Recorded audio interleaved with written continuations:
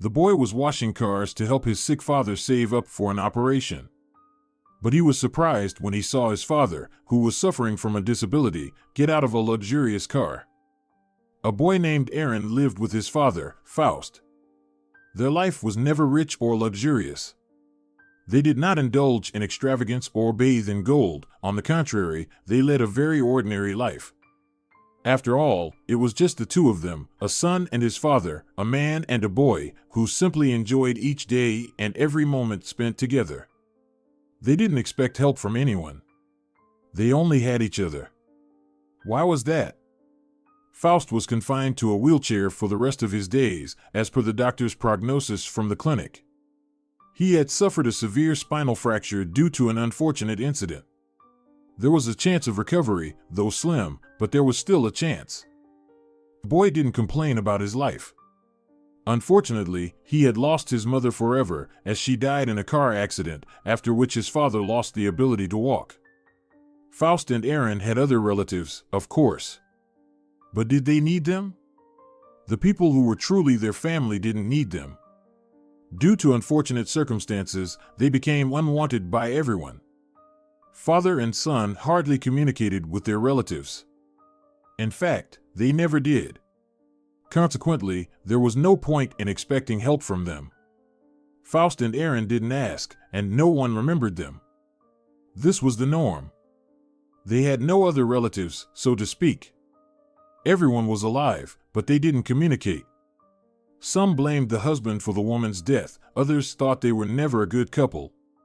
These strange disagreements, unfortunately, eventually led to isolation, pushing the newlyweds out of the family circle. Among all the relatives, there was no one to turn to for help. What could they do? They had to cope on their own. The parents of Faust's deceased wife and Aaron's mother, Clara, truly believed that Faust was to blame for her death. Only he and no one else. It didn't matter that he was not at fault, that he grieved deeply over the tragic event. They didn't care that Faust was left alone with a child, drowning in endless sorrow and darkness. They were indifferent to the fact that he became disabled and lost the ability to walk. They also didn't care about the conditions in which the two had to live. They never liked the man even when their daughter was alive. Constant reproaches, eloquent and dissatisfied remarks at gatherings, baseless accusations, and questions. Why did you decide to tie your life to him? Darling, what can that nobody Faust give you? He's nobody. Even less than nobody, just nothing. Is this the life you want? Eating canned food, or rather slops, and some backwater and regretting your choice for the rest of your days. When will you divorce him? How could you marry him, hiding it from us? He's a real monster with 5 kopecks in his pocket. Stop ruining your young life. Why are you ruining your life and ours? People look at us askance. Everyone thinks we don't love you at all. We raised you not for such a marriage. We always wanted to marry you off to a noble and wealthy man.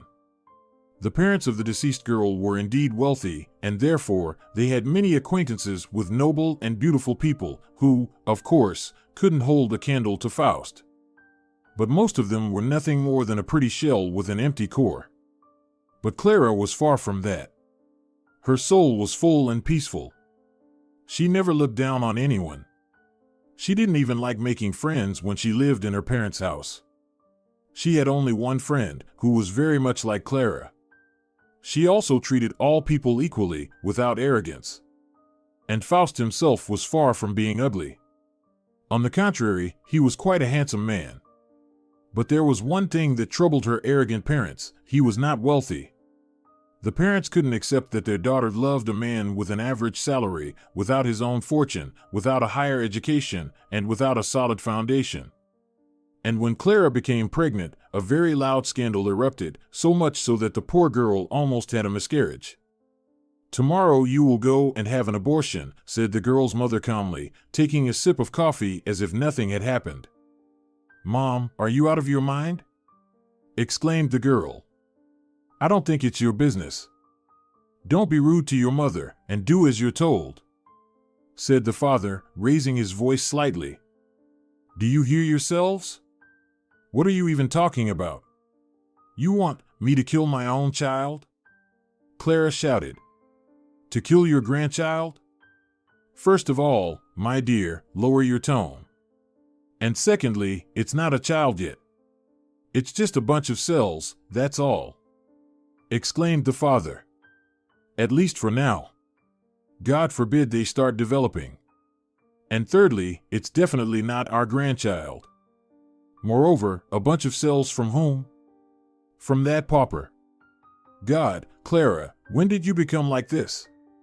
Her mother's voice was filled with disgust. Like what, Mom? Clara shouted. When did you start loving such a worthless, poverty-stricken life? The woman spat through her teeth. I just genuinely loved a person. Should I be punished for that? Am I not allowed to have any feelings, according to you? You can't love someone like him. Enough. Faust shouted. This is our child. This is our decision and our future. He embraced his wife. This is our home and our life. Clara shouldn't be stressed. So I ask you to leave, right now. I'm out of strength. Deal with them yourself. Screamed the woman and left the room, slamming the door behind her. Here's the deal, we will not accept this child.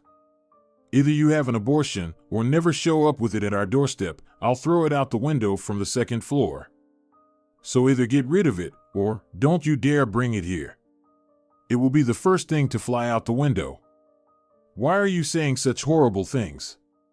Clara asked, crying in shock. Both of you. What does it mean to throw out the window? Are you serious? What did Faust and the unborn baby do to you? So now we're the bad ones? We gave you life, raised you all this time. We put all our efforts into you, gave you everything we had. And what did it lead to? How did you thank us? Why do I always have to do everything the way you want? In your house, I never had my own opinion. You are tyrants, not people. It's impossible to live with you. It's impossible to breathe with you. One can only exist and be afraid to breathe extra. Maybe so, but we love you, believe me. Someday you will understand this, but it will be too late. Too late, shouted the father. We only want to protect you from mistakes. Why can't you understand that? Go away, Clara screamed. Get out. She broke free from Faust's embrace and fell into a real hysteria. Cry, cry. Maybe you'll have a miscarriage. Clara froze in place.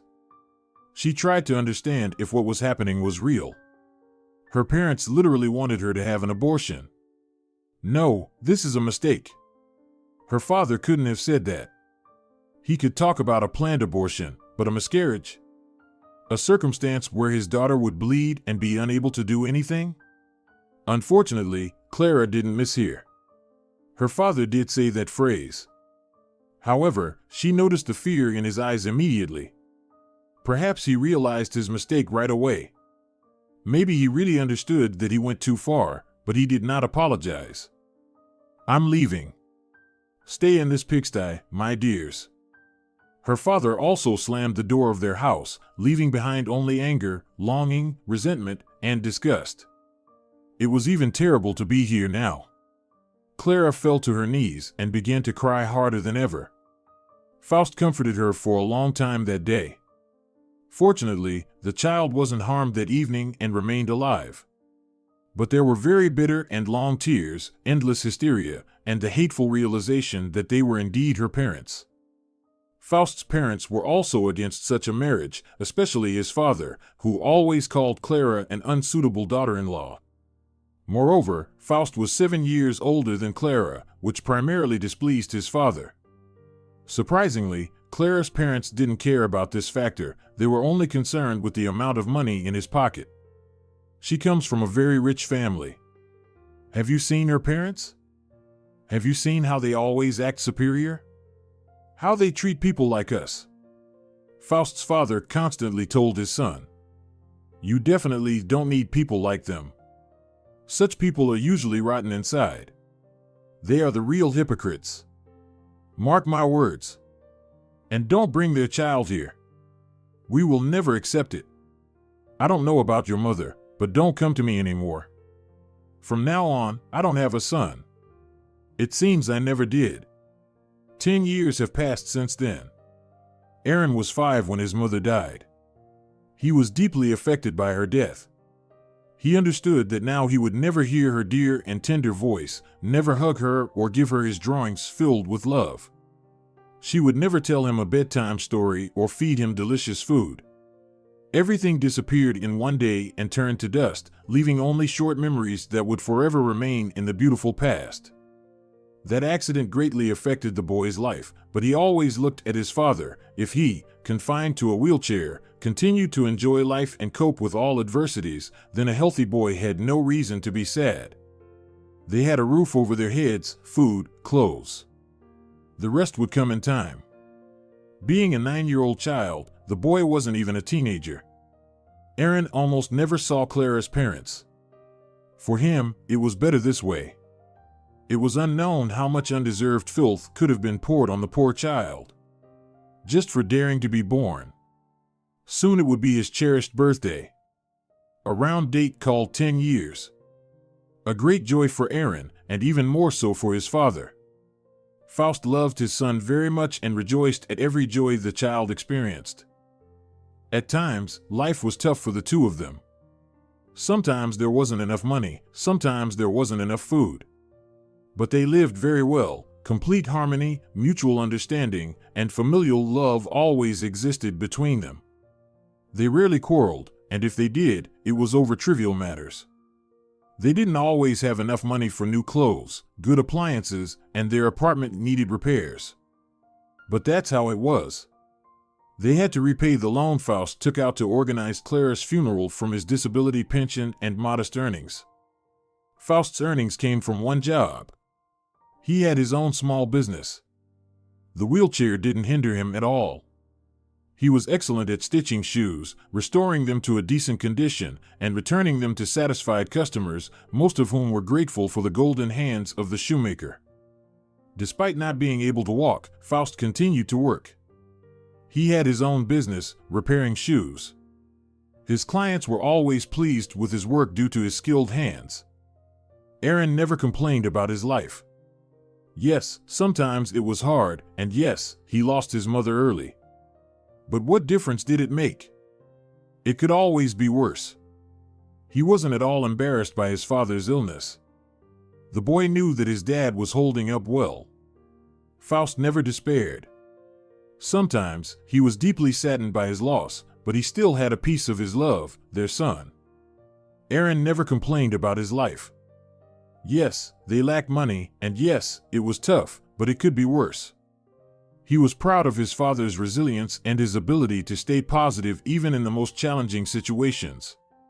Of course, he noticed how Faust got sad remembering his beloved Clara, but the boy understood how much his father loved him, constantly feeling his care, love, and strength. Faust often liked to tell his son that everything comes in due time, everything happens when the right moment arrives. Sooner or later, it happens. It always comes, my boy. It just takes time. After paying off the loan, things would become much easier, and they could finally save money for the surgery that was supposed to get Faust back on his feet. Dad, I know for sure that you will get back on your feet. It will definitely happen, Aaron said to his father one morning. The boy was still very young, but sometimes it seemed that he was already an adult.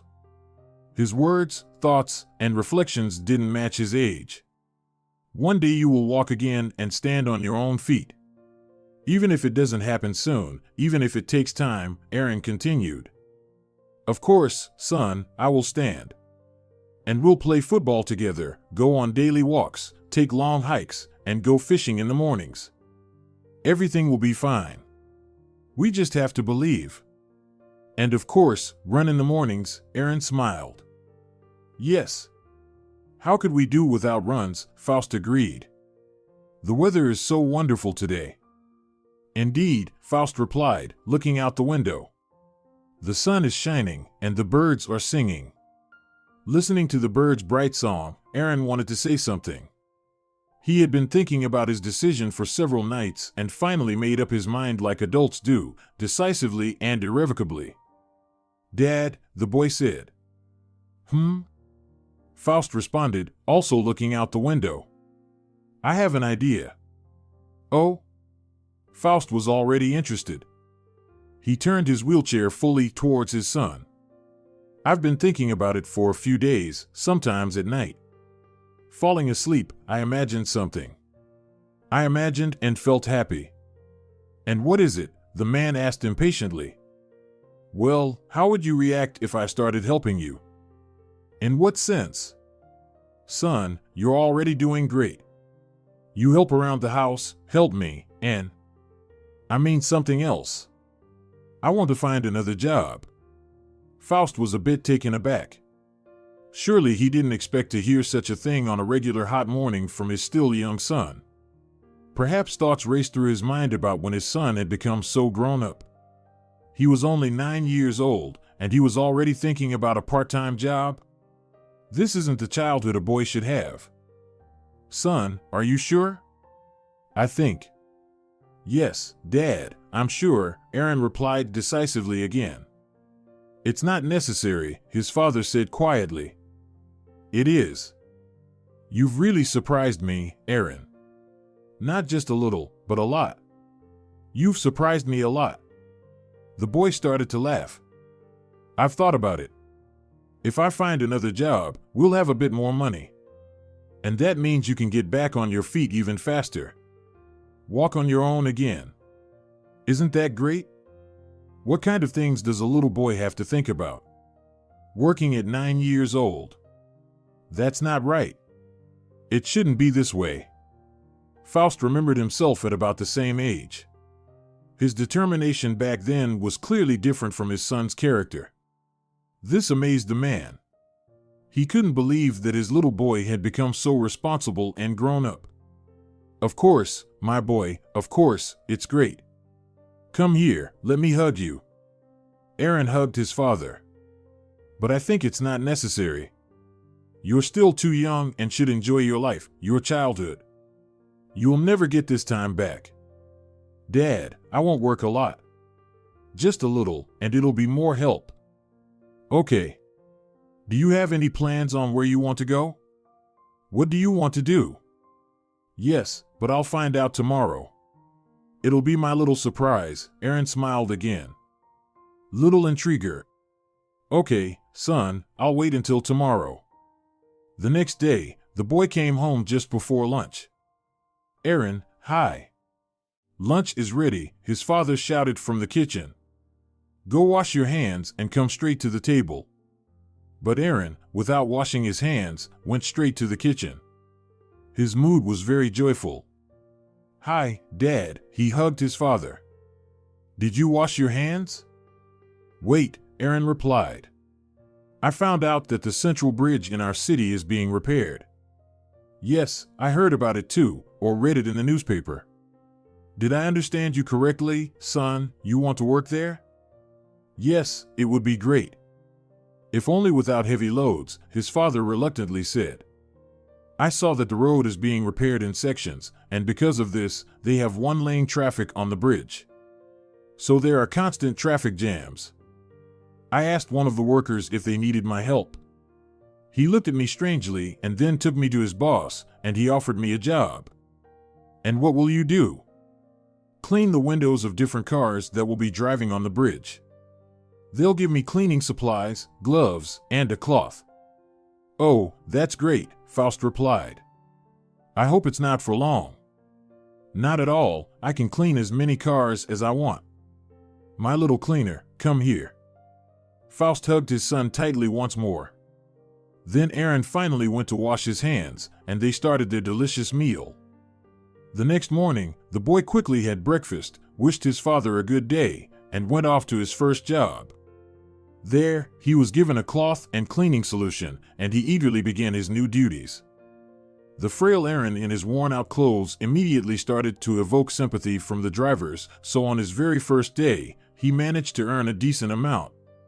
Despite his tall stature, his thinness was even more noticeable. He didn't look like someone suffering from anorexia, but he was definitely underweight by a couple of kilograms. In the following days, the situation remained the same. Women drivers, in particular, were very generous, paying much more for window cleaning. Sometimes, the boy would specifically look for female drivers in the crowd, and there were quite a few of them. About 2 weeks passed. Many drivers felt sorry for the boy. One day, he happened to meet a very kind-hearted young woman. She looked to be around 30 years old. She smelled pleasantly of vanilla, and at the end of the job, she treated the boy to candies and left him a substantial amount of money. As usual, Aaron started his duty, and they began talking. The boy felt hope for a bright future reawakening in his soul. "So young, and you're already working?" the woman asked, sweetly surprised. "Yes, I really like this job," Aaron replied cheerfully. "It's not hard at all." "But why are you working at such a young age?" "How old are you?" she asked.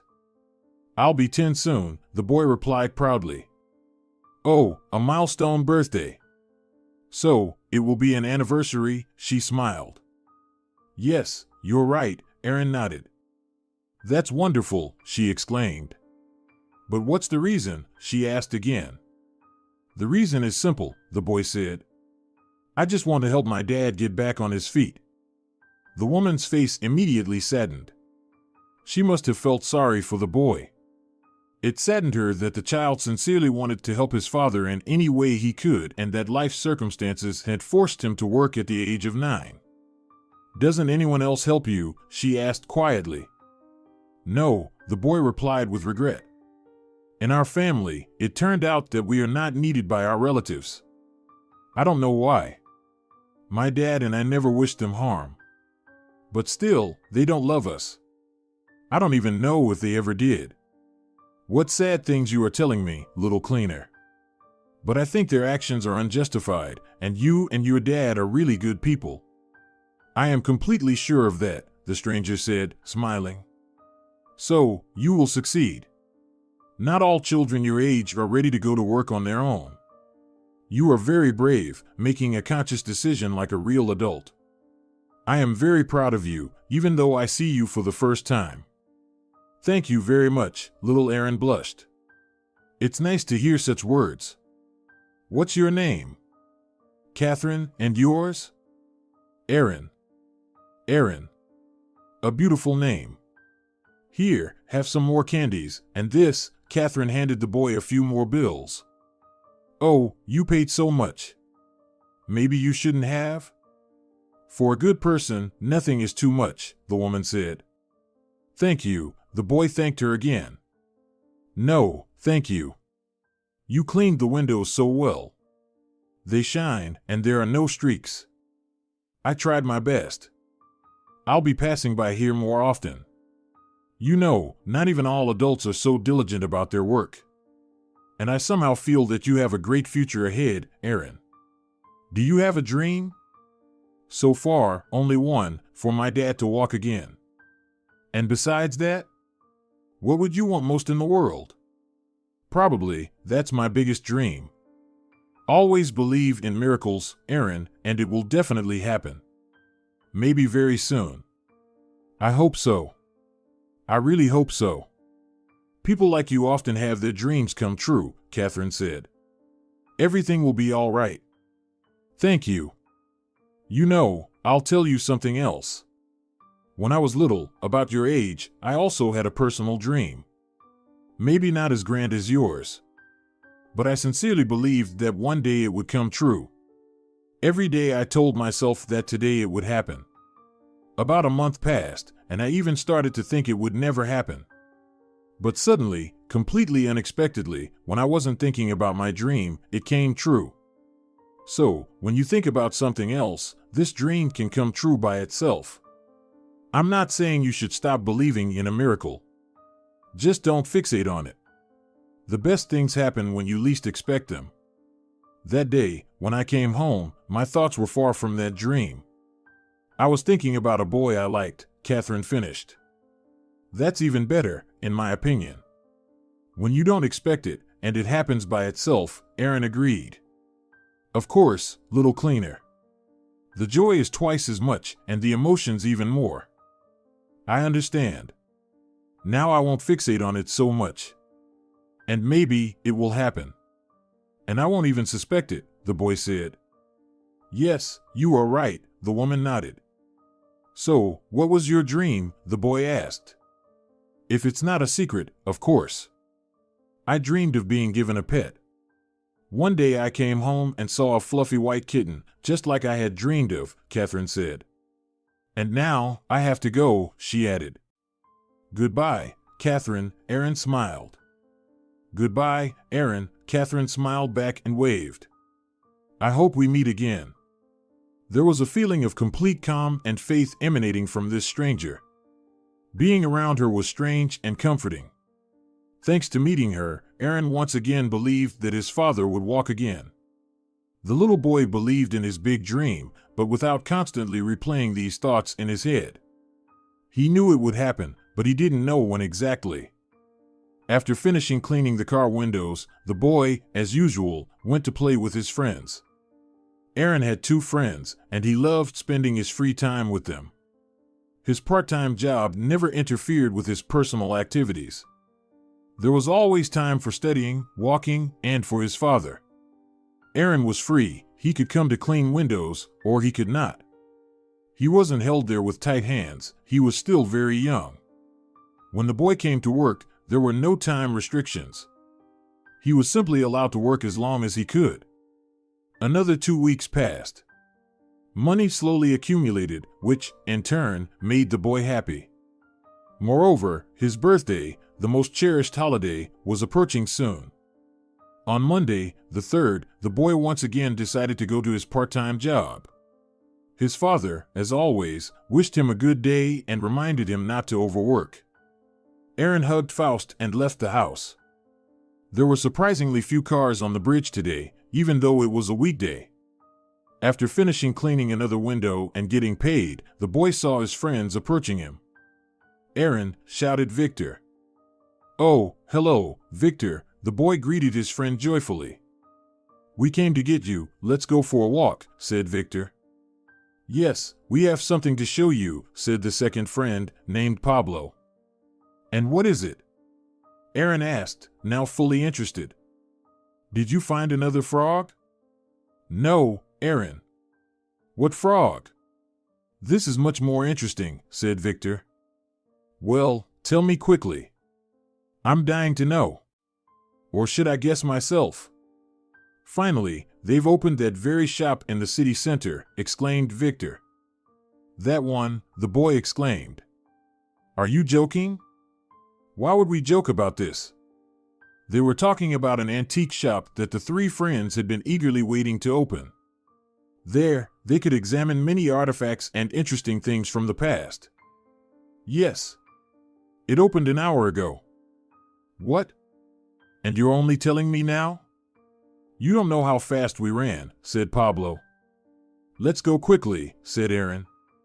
But let's stop by the store on the way and get something to drink. It's unbearably hot today, said Pablo.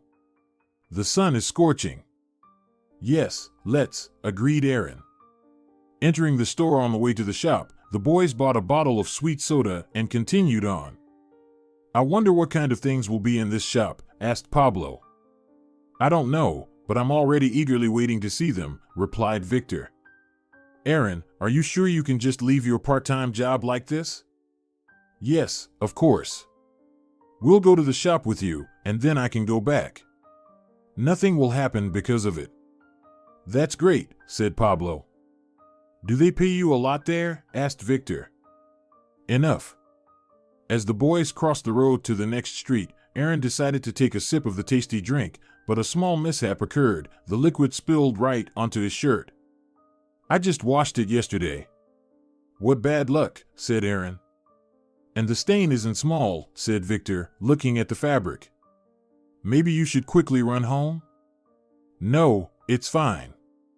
I want to get to the shop already. All right, replied the boy. But that wasn't all. After a few more meters, something else happened. Besides the stain being large, it also dyed the fabric in the color of the soda. Moreover, the shirt began to stick to his skin. "Oh, what's happening?" exclaimed Pablo. A persistent wasp started flying around Aaron and wouldn't leave him alone. "It looks like you really need to go home," said Victor. "Yes, and change your shirt, or those annoying wasps won't leave you alone," agreed Pablo. "A bee is here now too," screamed the boy. All right. I'll go home and change this shirt," said Aaron. "Okay, we'll wait for you at the shop then," replied Victor. "But hurry." "Of course." "I'll be quick," said Aaron. "I think it won't close." The boy ran home. The wasps and bees finally stopped bothering little Aaron, but it was still unpleasant to stay in the shirt. It really created an uncomfortable and sticky feeling. Finally reaching the street where his house was, Aaron saw something unusual. A very expensive black car was parked right next to the back door of the house he and his father lived in. "What is this? Why is there a car here? Moreover, such a luxurious car. This is very strange," Aaron thought to himself. The boy rarely saw such cars in his young life. Most of them were in various advertisements shown on TV. Some of their neighbors, of course, lived in great wealth, but even they couldn't afford a car of this level. It was too exquisite. The car was indeed too luxurious. Not a single dirty spot on the windows. They reflected the light. The car seemed so clean and new, as if it had just been taken from the showroom. At that very moment, when the boy decided to stop, the car door began to open. "What is this?" the boy quietly said. "Is this a dream?" He pinched himself. "This is definitely a dream, no other way," the boy continued his monologue. Right before little Aaron's eyes, his father got out of the car. It was clearly the figure of a man. A man who was always confined to a wheelchair and couldn't stand without help. And now, there was no wheelchair in sight. The man was standing on his own. But this couldn't be possible. It must be a long dream that the boy was having while deeply asleep. But was he really asleep? How is this possible? The boy kept asking himself. Too bad no one could answer him. Aaron walked closer.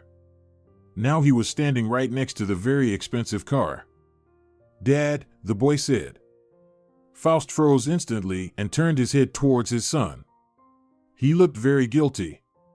He awkwardly gazed at his son but suddenly said, "Aaron, I need to tell you something." "But how?" Aaron murmured. "Let's go inside, son," the man replied calmly. "Let's go." More people got out of the car. They were an unfamiliar man and woman. The boy didn't understand anything anymore. Who were these people? Why was his father standing? Where was his wheelchair? Was this really not a dream? And what about the luxurious car that looked so elegant? Aaron just stood there, frozen in one place. Come on, my boy. We have a lot to tell you." As if hypnotized, the boy went inside. Faust and the unfamiliar couple sat at the kitchen table, and the boy followed them. "Aaron, meet your Uncle Calvin and his wife Anna." "Uncle? So he's my relative." "A real relative?" the boy asked in surprise. "Yes," nodded Faust. "But why didn't he come to visit us before? Where did he come from?" "Because I never knew about you," the man, who turned out to be his real uncle, answered with regret. "My dear ones, fate played a cruel joke on us." "Is that possible?" "Unfortunately, yes." "But how?" "Your legs," the boy said quietly. "How are you walking?" "I don't understand." "I don't understand anything." "What's happening?" "Thanks to my brother and your uncle, I can walk again. Walk independently. Of course, not as steadily as I'd like, but that's only for now." "Is he a magician?" "No, but I managed to do something for my brother," said Calvin. "And I'm very grateful to you, Calvin," Faust smiled. The adults were completely calm, but the boy, on the contrary, was too excited. He still didn't understand what was happening here. "But to be honest, we are somewhat to blame. Our fault lies in the fact that you knew nothing. We regret it, but it was necessary. Necessary? I found out about everything completely by accident, the boy shouted, getting up from the table. And if I hadn't gone home at that moment, I would have never known. Aaron, wait. It was all for the sake of a surprise. A surprise? The boy asked in confusion. A surprise. Of course, Faust smiled. Who has a birthday coming up soon and is turning 10 years old? Me, Aaron smiled. He calmed down and sat back on the chair. Your father wanted to make a little surprise for your milestone birthday. Waking up in the morning, you would have seen something. Seen your dad standing on his feet again, said Calvin.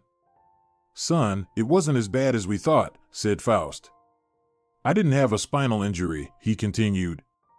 But how is that possible? Our doctor said there was definitely an injury.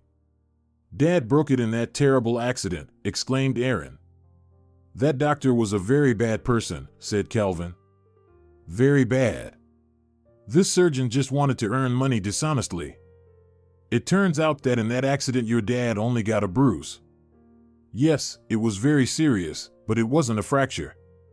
And then another, no less important problem appeared. Faust developed neuropathy. Neuropathy is... Yes, I know. It's nerve damage, said Aaron. Calvin was surprised. He's a smart one, Faust smiled. You are indeed right, Aaron, his uncle continued. Neuropathy was triggered by other factors too. Stress, constant grief, my personal worries, said Faust, sighing. And also nerve starvation, added Calvin. Faust nodded sadly. That doctor is a rare scoundrel, Calvin said, lighting a cigarette. Well, Calvin, there's a child here, his wife said. Sorry, but it's true. He wanted to give the treatment that was really necessary for my brother. But only in the postoperative period. He's a real barbarian. I hope he will get what he deserves in the future because such behavior is impossible. Simply unacceptable. And I want to believe that he will never be allowed near patients again and will be kicked out of the hospital forever, Calvin continued. How can such people exist? He will definitely get his due, said Faust. You see, a single father was the best option for him to profit from. Such scoundrels only prey on the weaker ones. Calvin. All right, fine. Okay, dear. I'm done. Aaron smiled at this scene. I hope he really stops working. He's a very terrible person, said the boy. Of course. Everyone knows about him now. At first, your dad refused our help outright. But we convinced him, of course. Faust refused full support because he's very stubborn. By the way, we're very similar in that, said Calvin. So, what happened next? Faust agreed to undergo treatment. I diligently drove him to all the procedures. The treatment yielded great results, and now the patient hardly stumbles when walking. But the doctors gave poor predictions regarding the sensitivity of his toes. Overall, this was the last thing that worried the family. The main thing is that he can walk like before. But how did it turn out that you didn't know about us? The boy then asked. That's another unclear and sad story, Calvin replied. I not only didn't know about my brother and you, but also about other relatives. And this happened because I was born not in that marriage. But that's a completely different story. Someday I'll tell you. But the main thing is that you found out about us, said Aaron. And that's great. Very. Indeed, Calvin agreed. And also, I wanted to say that you have a very beautiful car. Calvin and Anna smiled. Thank you, Aaron, the man answered with a bit of pride. At first, I didn't believe it was really here. It seemed to me that it was all a very long dream. It even feels like I'm dreaming now. Aaron pinched himself on the arm again. No, son.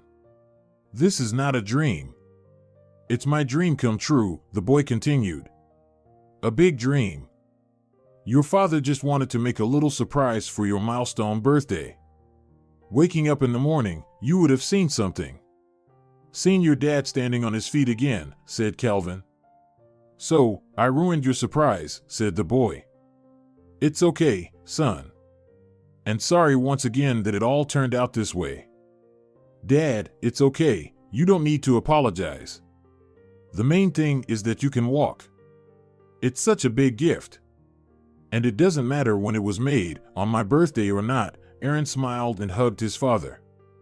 At that moment, Faust stood up from the table.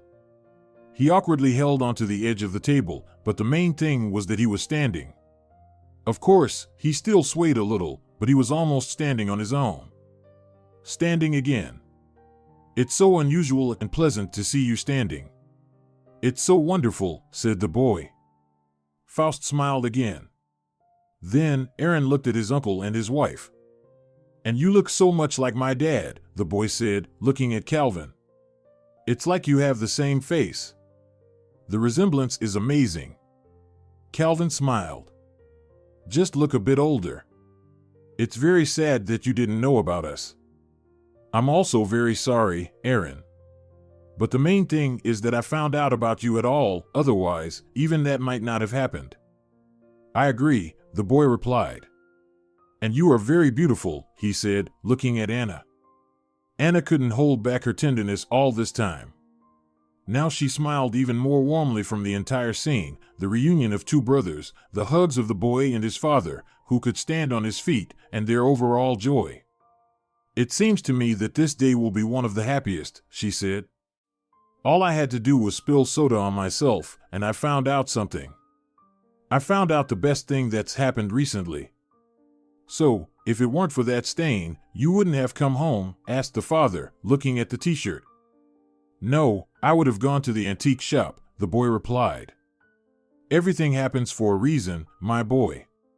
If you accidentally spilled soda on your t-shirt, it means it was meant to happen, said the father. Aaron suddenly remembered the wonderful woman from the bridge. She insisted that a miracle would happen very quickly if you don't focus on it. That good people always have it happen. It seemed to be true. The boy wasn't thinking about his big dream at all when he went to change his t-shirt. And the miracle happened on its own, just as he entered the house, like Catherine. Let's play Mom's favorite song. And it will be like she's here with us, he said. All three smiled at the boy's suggestion. And by the way, Dad, let's get a cat, the boy suddenly said. A cat? Faust was surprised. Yes. A fluffy white one. I think we just have to get one. Okay, Aaron. We'll get a cat, the man smiled. I've been thinking about it for a long time. To the sound of music, they all fell silent, enjoying yet another moment of life. The adults had only the best intentions, not considering that such secrecy could hurt the child. They believed that sharing the news of healing and finding a new family member in one day was a good idea. And now, because of some soda, Aaron was filled with complete confidence in tomorrow. He had gained a significant addition to his family with his father. It might not have been part of the adult's plan, but the boy still had his happiest day. Calvin invited his beautiful wife to dance, while father and son just listened to the beautiful song. Their personal song. When Clara was still alive, the three of them often danced together. Father, mother, and son would have fun in their living room. On those days, she would bake something delicious. Even without all their relatives, they felt great. They were happy as a trio. And on this day, the third, a Monday, she was with them. She was in their hearts. And of course, she remained forever in their memories and thoughts. She was the unseen fifth person in that room. Now, all four of them could go on their personal nature outings. Father and son could take morning walks and play soccer. The wheelchair was no longer needed. How many wonderful places could they see, traveling with two relatives? It seems miracles do happen if you don't think about them constantly. Dear viewers, if you enjoyed the story, please support the video by liking it and leaving a comment. Thank you very much.